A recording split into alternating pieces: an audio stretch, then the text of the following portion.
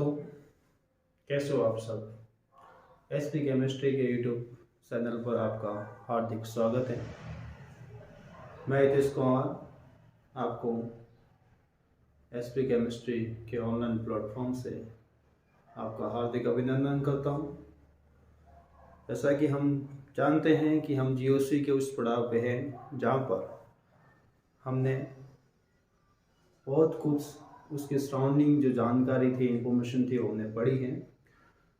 आज हम जो डिस्कस करेंगे, जो हमने लास्ट क्लासेस 4-5 क्लासेस या 6-7 क्लासेस जो हुई है, उसके अंदर जो हमने डिस्कस किया था, उन क्लासेस के अंदर एक डोमिनेट ऑर्डर क्या है, किस इफेक्ट को हम फर्स्ट प्रायोरिटी देंगे, उस पे हम आज क्या करेंगे, डिस्कस करेंगे। We can start dear student. आज हम जो डिस्कस कर रहे हैं, जो हमने पहले जो क्लास के अंदर डिस्कस किया था, एक तो हमने किया था इंडक्टिव इफेक्ट, इंडक्टिव इफेक्ट किया था। फर्स्ट जो परमानेंट इफेक्ट की बात कर रहा हूँ, परमानेंट इफेक्ट के अंदर तो हमने इंडक्टिव इफेक्ट का डिस्कस किया था। एक किया था हमने रेजोनेंस का,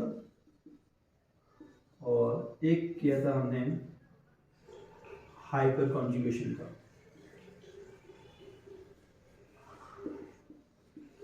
हाइपर कॉन्जुगेशन। प्यारे विद्यार्थियों, हमने ये जो तीनों इफेक्ट थे, इसको इंडक्टिव इफेक्ट को आई से रिप्रेजेंट करते हैं, कैपिटल आर और कैपिटल एम से इफेक्ट करते हैं।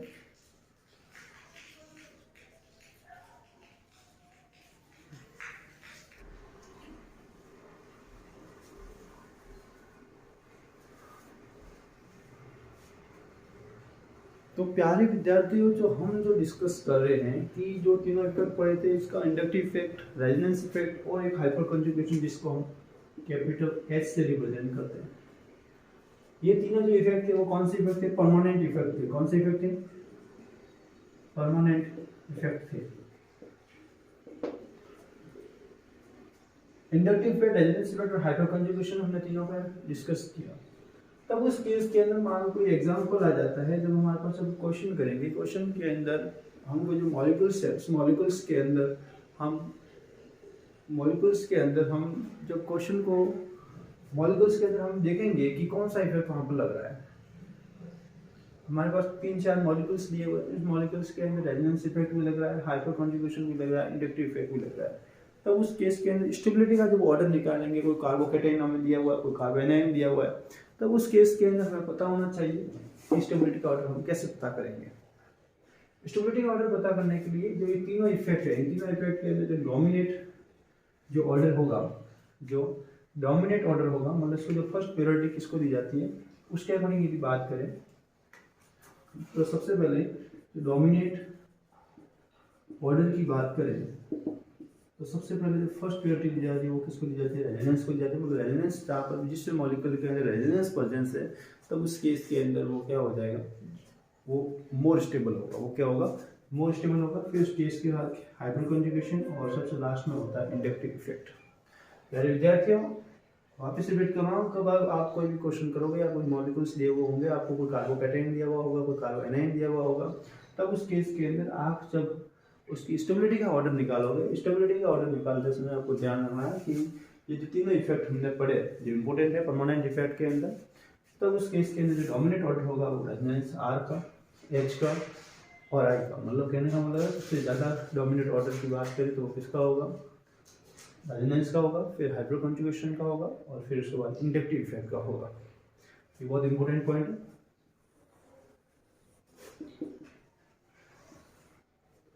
उसके बाद नेक्स्ट हम यदि बात करें, तब उस केस के अंदर नेक्स्ट यदि देखें कि हमारे पास जैसे रेजोनेंस है, रेजोनेंस इफेक्ट है, तो इसके अंदर भी आपको पता होगा प्लस आर इफेक्ट होता है, माइनस आर इफेक्ट होता है। हाइपर कंजुगेशन है तो प्लस एच इफेक्ट होता है, माइनस एच होता है, प्लस आई होता है, माइनस आई होता है। तब उस केस के अंदर देखें स्टेबिलिटी ऑर्डर की यदि बात करें, स्टेबिलिटी कार्बोकेटाइन की stability order of carbocation, stability order of carbocation. Stability order of carbocation की बात करें तो उस केस के अंदर तो कार्बोकेटाइन वाले केस के अंदर देखें तो -R का सबसे ज़्यादा होता है। अब उसके केस के अंदर कार्बोकेटाइन के अंदर देखें तो डोमिनेंट ऑर्डर वही होगा। तो उससे पहले एक पॉइंट और रह गया है कि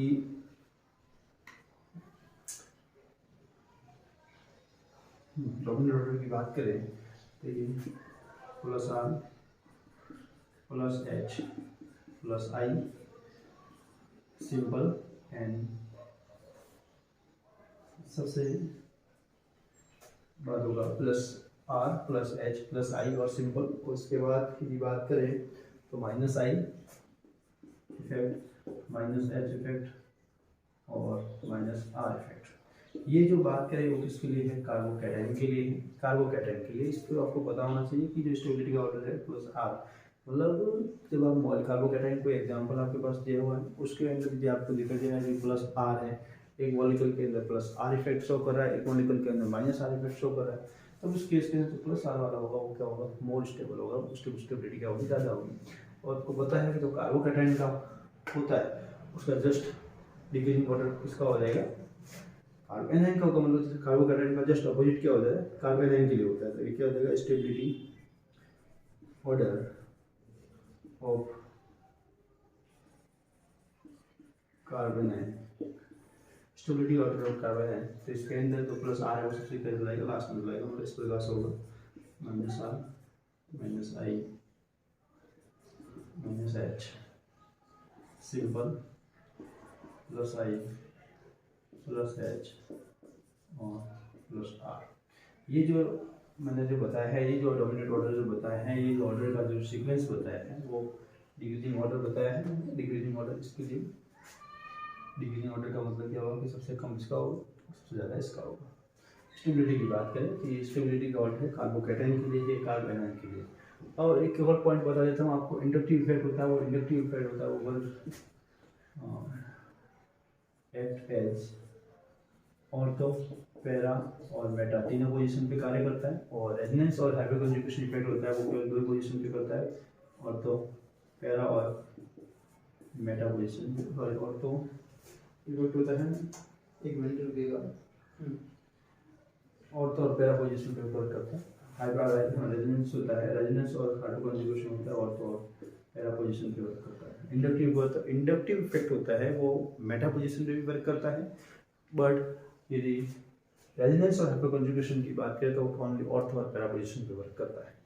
इस केस के अंदर आपको एक एग्जांपल के थ्रू आपको इजीली और से समझ में आ सकता है। देखो वापस एक बार रिपीट कर देता हूँ कि इंडक्टिव इफेक्ट को +I से इफेक्ट कर रिप्रेजेंट करते हैं, रेजोनेंस को +R +M से रिप्रेजेंट करते हैं, हाइपरकंजुगेशन को +H और -H से रिप्रेजेंट करते हैं। ये तीनों कौन से इफेक्ट थे? परमानेंट इफेक्ट थे। डोमिनेंट ऑर्डर की बात करें तो सबसे पहले रेजोनेंस को आपको लेना है, फिर हाइपरकंजुगेशन को, फिर इंडक्टिव इफेक्ट को। मतलब रेजोनेंस जहाँ पर भी ज़्यादा हो, जिस मॉलिक्यूल के अंदर रेजोनेंस ज़्यादा है वहाँ पर स्टेबिलिटी सबसे ज़्यादा होगी, फिर हाइपरकंजुगेशन होना चाहिए, फिर इंडक्टिव इफेक्ट होना चाहिए। स्टेबिलिटी ऑर्डर की बात करें तो कार्बोकेटाइन के अंदर +R का ज़्यादा होता है, प्लस वाले जो बनेंगे उसके बाद सिंपल है। इसका मतलब यहाँ पर क्या है? सिंपल है, सिंपल मॉलिक्यूल, ठीक है, जिसके अंदर कोई अदर कोई ग्रुप जुड़ा हुआ नहीं है, सिंपल मॉलिक्यूल के फॉर्म में। और स्टेबिलिटी ऑफ कार्बोकेटाइन की बात करें, जो कार्बोकेटाइन का होता है उसका जस्ट क्या हो जाता है? कार्बोकेटाइन का हो जाता है। क्या विद्यार्थी, ये वाला जो आज जो पैटर्न था जीओसी का, जो इम्पोर्टेंट पैटर्न है। अब इसके बाद जीओसी के अंदर हम कोई और इम्पोर्टेंट पॉइंट रहेंगे तो कार्बन के टाइप्स कैसे पता करते हैं, 2 डिग्री कार्बन क्या होता है, 1 डिग्री कार्बन वगैरह क्या होता है, उसका डिस्कस करेंगे। और उसके बाद हम बॉन्ड क्लीवेज क्या होता है उसके बारे में डिस्कस करेंगे।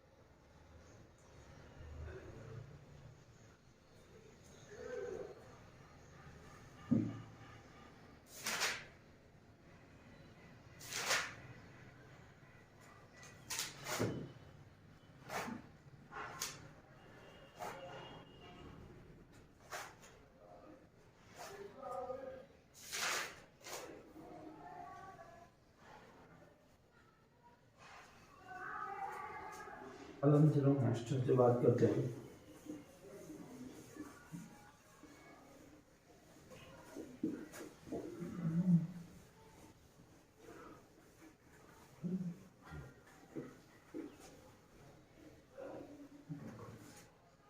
नेक्स्ट डिस्कस करते हैं, लिखते हैं types of carbon.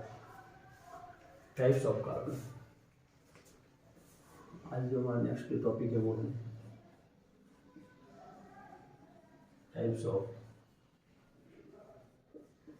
Carbon. Types of carbon का मतलब मीनिंग क्या होता है कि देखो कार्बन्स होते हैं वो अलग अलग टाइप्स के होते हैं। 1 डिग्री कार्बन होता है, 2 डिग्री कार्बन होता है, 3 डिग्री कार्बन होता है, 4 डिग्री कार्बन होता है। और जिस डिग्री वाले कार्बन पे, या जैसे मान लो कह सकते हैं कि हम 2 डिग्री कार्बन पे हाइड्रोजन जुड़ा हुआ है या अटैच है, तब उस केस के अंदर वो कौन सा हो जाएगा, 2 डिग्री हाइड्रोजन हो जाएगा।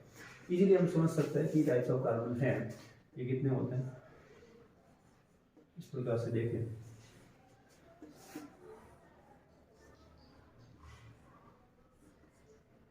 कितने होते हैं, 4 टाइप के तो होता है। 1 डिग्री जिसमें प्राइमरी कार्बन कहते हैं, 2 डिग्री होता है सेकेंडरी कार्बन, 3 डिग्री और ये होता है 4 डिग्री। 2 डिफरेंट डिग्री होता है, इसे हम क्या कहते हैं, प्राइमरी कार्बन कहते हैं। कौन सा कहता है 2 डिग्री को, secondary carbon, primary carbon, secondary carbon. और 3 डिग्री होता है, इसे क्या कहते हैं, टर्सरी कार्बन। और 4 होता है, इसे क्या कहते हैं, क्वाटरनरी कार्बन कहते हैं, क्वाटरनरी कार्बन। क्वाटरनरी कार्बन देखो 1 डिग्री कार्बन, 2 डिग्री। जैसे सिंपल सी बात करें तो इस प्रकार से ये जुड़ा हुआ है, ये कार्बन के साथ ये इस प्रकार से हाइड्रोजन जुड़ा हुआ है, ठीक है। ये वाला जो कार्बन है इसके साथ कौन सा हो जाएगा, 1 डिग्री कार्बन। ये कौन सा कार्बन है, 1 डिग्री कार्बन है। नेक्स्ट सेकेंड डिग्री कार्बन की बात करें तो ये देखो सिंपल फॉर्म के अंदर इसके साथ अगर कोई जुड़ा हुआ नहीं है, हाइड्रोजन कितने वैलेंस हो जाएगी, ये कौन सा है, 1 डिग्री। ये भी देखे तो कौन सा है, 1 डिग्री। लेकिन ये वाला देखना, ये वाला इस केस के अंदर देखोगे तो यहाँ पर कौन सा हो जाएगा, 2 डिग्री। सीधे कार्बन के साथ एक और कार्बन और जुड़ा हुआ है, यहाँ पर देखोगे तो 1 डिग्री, CH3 का फॉर्म पूरा बन रहा है। और ऐसे भी देख सकते हैं कि जहाँ पर हाइड्रोजन की संख्या देखो 3 है तो 1 डिग्री हो जाएगा, 2 हाइड्रोजन की संख्या 2 है तो 2 डिग्री हो जाएगा। और देखो नेक्स्ट और देखें,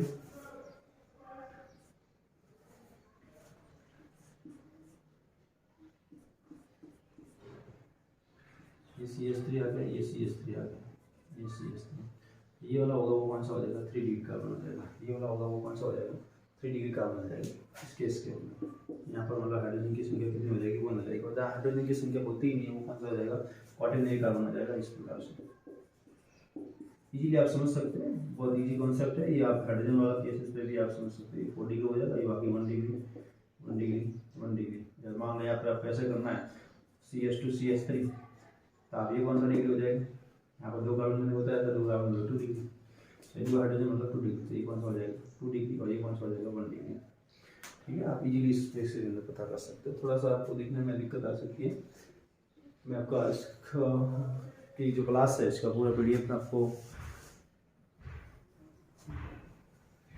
पूरा PDF आपको मैं डाल दूंगा, उसके अंदर आप देख लेना। डिस्क्रिप्शन के अंदर आपको पूरा PDF मिल जाएगा, उसके अंदर आप इजीली, कोई अच्छे से दिखाई नहीं दे रहा हूँ तो आपको इजीली मतलब वहाँ पर समझ में आ जाएगा। आप रिपीट कर देता हूँ, प्राइमरी कार्बन 1 डिग्री कार्बन का मतलब ये है, ये इस प्रकार से होगा। ये कार्बन किसी की वैलेंसी है वो कंप्लीट हो रही है, देखो इस प्रकार से कार्बन से ही होती है, कार्बन से होती है। यहाँ पर देखो इस कार्बन की जो वैलेंसी है वो कितने कंप्लीट हो रही है, 2 कार्बन से हो रही है। यहाँ पर देखोगे तो कितने कार्बन से हो रही है, 3 कार्बन से हो रही है। यहाँ पर देखो तो कितने कार्बन से हो रही है, 4 कार्बन से हो रही है। सीधी सी बात है, यहाँ पर 1 कार्बन से हो रही है, इसका मतलब कौन सा है, 1 डिग्री। यहाँ पर इस कार्बन जो कार्बन है इसकी वैलेंसी है, सॉरी इस कार्बन की जो वैलेंसी है वो कितने कार्बन से हो रही है, 1 2 कार्बन आ गए मतलब 2 डिग्री होगा। इस कार्बन के लिए 1 2 3 तो कितना हो गया, 3 डिग्री। इस कार्बन के लिए देखो 1 2 3 तो कौन सा हो जाएगा, 4 डिग्री। इसके जगह तो 1 और 2 तो कौन सा हो जाएगा, 2 डिग्री। और कौन सा सिंगल है, 1 तो 1 से इस प्रकार से भी आप समझ सकते हैं। नंबर ईजी है, नंबर ऑफ हाइड्रोजन। उस केस के अंदर भी आप पता कर सकते हो कि हाइड्रोजन जैसे यहाँ पर कितना 3 हाइड्रोजन आ रहा है तो 1 डिग्री हो जाएगा, 2 हाइड्रोजन आ रहा है तो 2 डिग्री हो जाएगा, हाइड्रोजन 1 आ रहा है 3 डिग्री हो जाएगा, हाइड्रोजन आएगा भी नहीं तो कौन सा हो जाएगा, 4 डिग्री हो जाएगा। इजीली कॉन्सेप्ट है टाइप्स ऑफ कार्बन। ये थोड़ा रह गया था पहले इसलिए मैंने अभी बाद में दोहराया। अब उसके बाद हम पढ़ेंगे बॉन्ड फिजन, कैसे होमोलाइटिक बॉन्ड क्या होता है, और या होमोक्लीवेज बॉन्ड क्या होता है, हेटेरोक्लीवेज बॉन्ड क्या होता है। प्यारे विद्यार्थियों, यहाँ तक जो आप क्लास ली है इसके अंदर जो बॉन्ड के बारे में मैंने बताया वो इजीली समझ में आया होगा। आपके जो पीवाई की जो क्वेश्चन वगैरह है इसके लिए मैं कुछ ना कुछ तैयारी कर रहा हूँ। इसकी जो पुराने लास्ट ईयर के अंदर जो क्वेश्चन आए हैं वो आपको मिल जाएंगे पूरे PDF के फॉर्म में विद एक्सप्लेनेशन के साथ। कुछ प्लान है हमारा कि इस से हम उसको इम्प्रूव करें ताकि आपको लास्ट ईयर के क्वेश्चन करने में भी दिक्कत ना आए। तो आज के लिए इतना ही, धन्यवाद।